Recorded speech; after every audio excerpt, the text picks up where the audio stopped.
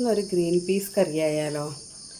അതിന് വേണ്ടിയിട്ട് ഞാൻ തലേന്ന് ഗ്രീൻ പീസ് സോക്ക് ചെയ്ത് വെച്ചിട്ടുണ്ട്. അത് നന്നായി കഴുകി നമ്മൾ കുക്കറിലൊന്ന് വേവിച്ചെടുക്കുക. ഇതിലൊന്നിച്ച് ഉപ്പും കുറച്ച് മഞ്ഞളും ഇട്ടിട്ട് വേവിക്കാൻ വെക്കുക.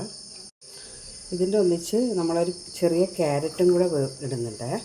പിന്നെ ഞാൻ ഇട്ടത് 1/4 ടീസ്പൂണ് മഞ്ഞൾപ്പൊടിയും 1/2 ടീസ്പൂണ് ഉപ്പും ഒരു ചെറിയ ക്യാരറ്റും പിന്നെ 1/2 ടീസ്പൂണ് പഞ്ചസാരയും ഇട്ടിട്ടുണ്ട്.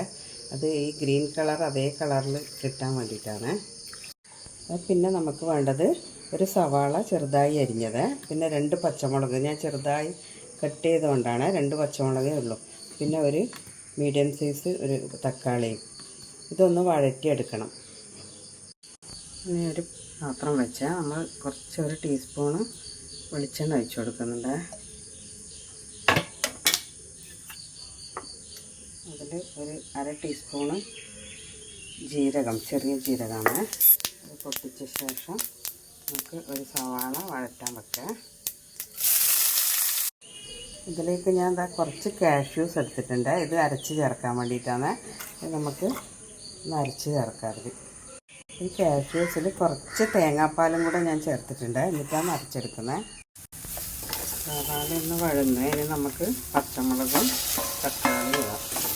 ഇതാ നമുക്ക് 3/4 ടീസ്പൂണ് കാശ്മീരി ചില്ലിയാണ്, 1/4 ടീസ്പൂണ് മഞ്ഞൾ, 1/4 ടീസ്പൂണ് മഞ്ഞൾ ഇതിലും ഇട്ടിട്ടുണ്ട്. പിന്നെ ഒരു 1/4 ടീസ്പൂണ് ഗരം മസാലയും.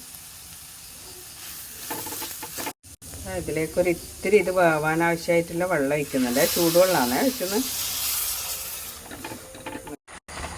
എല്ലാം കൂടെ മിക്സായി നന്നായി വെന്ത് ഇനി നമുക്ക് കാഷ്യൂസും കുറച്ച് തേങ്ങാപ്പാലും കൂടി ചേർത്തത് ഒഴിക്കുന്നുണ്ട്. ഇതൊഴിച്ച് കഴിഞ്ഞാൽ പിന്നെ തിളക്കണ്ട. നമ്മുടെ കറി റെഡി ആയിട്ടുണ്ട്. ഇനി ഇതിലേക്ക് കുറച്ച് മല്ലിയില.